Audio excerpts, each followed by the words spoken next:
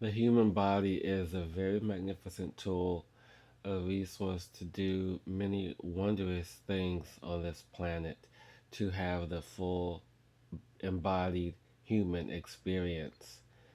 Welcome back to Being Omni. I am Hillis, and today we are going to really open up the discussion about human mimicry, meaning that how we mimic behavior, actions, thoughts, impulses, emotions to really embody the true human experience.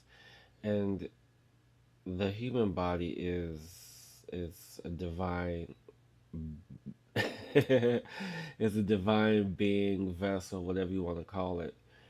And I just want to really begin by expressing how amazing this body is and how some people call it a meat suit, some people call it this, some people call it that.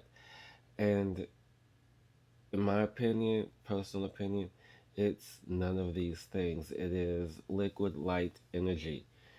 It is liquid light having a consciousness being led by you. You are the power source for this vessel. And I want to speak to human mimicry because that's the terminology that's come to me to express this message, if you will. And so this all begins as infants. As infants, we learn by our two most important senses, which is sight and hearing. And with these two senses, we can pretty much map our environment, meaning our immediate world around us. We learn to walk, we learn to speak, we learn to take action, we learn to do many things through our sight and sound. And the reason why these two are very important because it helps us to mimic behavior around us, helps us to mimic actions and words to request, to create, and embody all the characteristics of a human, of what this full spectrum of light is, because that's what it is. Human is the full spectrum of light that we completely embody, that we embody in this form in this life.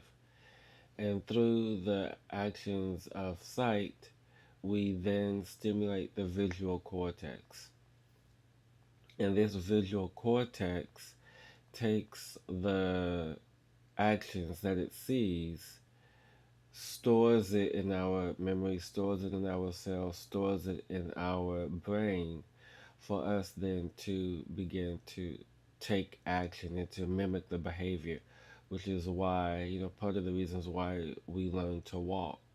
Because we see other people doing it as infants, we want to do this. It's just a natural step for us to take as we progress in our life, as we progress in this human form. And as we begin to progress, our curiosity peaks in, and then we take these other actionary steps through sight, through curiosity, to allow us to embody and behave in a way to have this human earthly experience.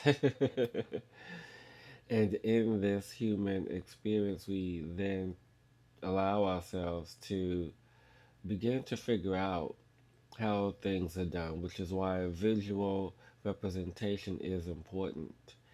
Because when we allow ourselves to see something of action, something that piques our curiosity, we then try to mimic that action.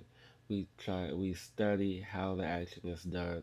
We study many things to recreate the experience for ourselves. So in essence, we undergo self-experimentation to understand why certain behaviors, why certain actions behave the way that they do. If you ever want to study track star, you find out, you study how they learn, the best way they learn, what's their diet. We undergo all these steps and processes to understand why is this person the best runner, or why is this person the best at what they do.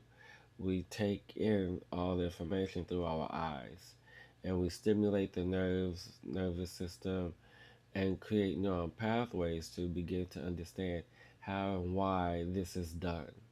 And then once we record this information visually, we send that information to our muscles.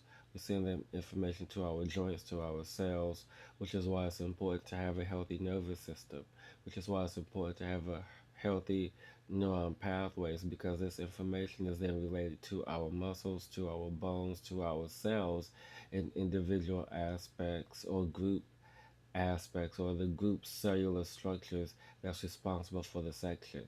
When we get up to walk, when we get up to perform actions, it is through the cellular memory in which these actions are performed. It is through the instinct before the action, the thought before the action, in which these actions take place.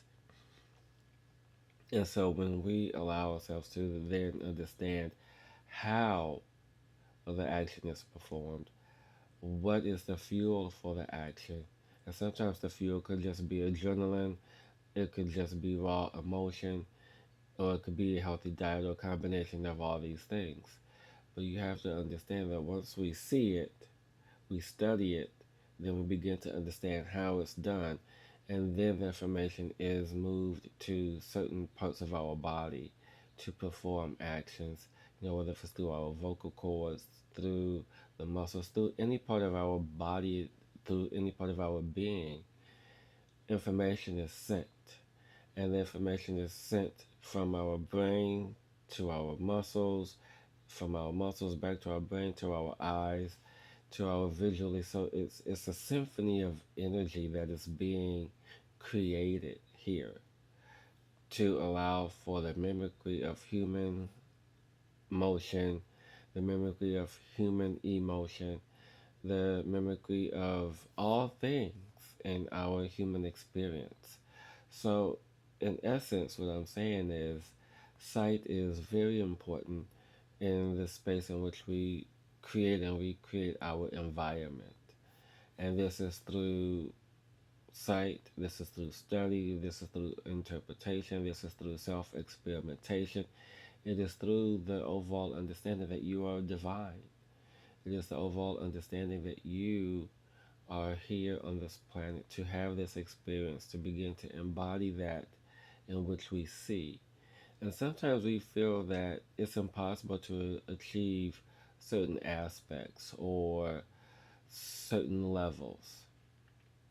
We have to understand that there is a law of the universe that I don't think I've ever heard anyone talk about or seldom mention, and it is the law of order.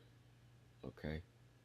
And this law of order helps to govern the physical body. We often hear about the law of one, or the law of attraction, the law of vibration, the law of cause and effect, all these different universal laws. But you can't have any of them without the law of order. And this is a very old law, one of the actually was the first law of the universe. And it is through the law of order that we begin to understand the full potential of our human vessel, of this light being, this full light being here. And when we allow ourselves to begin to understand and embody the law of order, which I can go into in another video, just comment below. And with the understanding of the law of order, we then can allow ourselves to branch out into other aspects of our humanness, of our beingness. And it is really understanding what the law of order is and what it does. And essentially, it does what it says it's supposed to do, which is bringing order to the universe, bringing order to self. And you can't have any other law, such as the law of one or any other law, without the law of order. Because with the energy of the primary forces, Creator created them, the grouping of the primary forces, to bring order to a chaotic universe. And with order established, you then can have all these other laws to assist with the law of order. But in the human context of the law of order, we have to think about what the cellular structure is, what the thoughts are, what the programs are, what the actions are. We have to really become in tune with our physical body.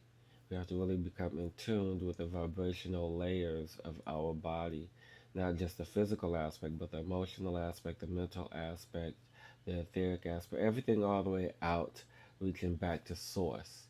And this is the law of order, meaning that once one layer is in order, then the next layer can be in order, then the next, and the next, and the next. So it is in the field of resonance that order exists. And when order exists, you vibrate higher and higher and higher. So that's the summary of the law of order, to really understand and bring order to self, bring order to your fields, bring order to your cells, your cellular structure, your DNA, all of it.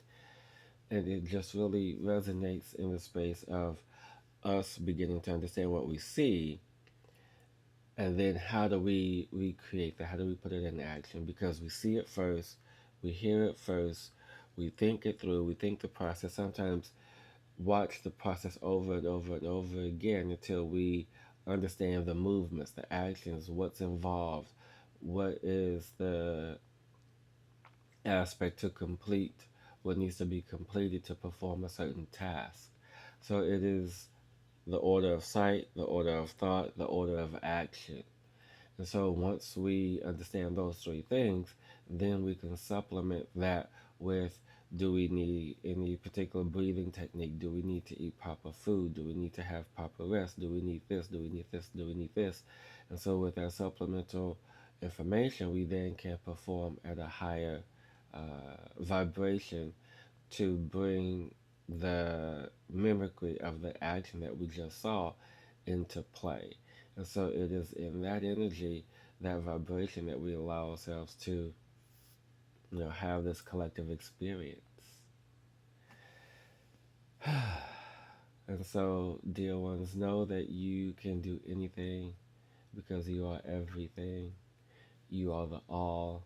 You are light. You are life. You are love. And if you have any questions or comments, put them below. I'll be sure to answer. Till next time, beautiful ones, be the all, be the light, be the love.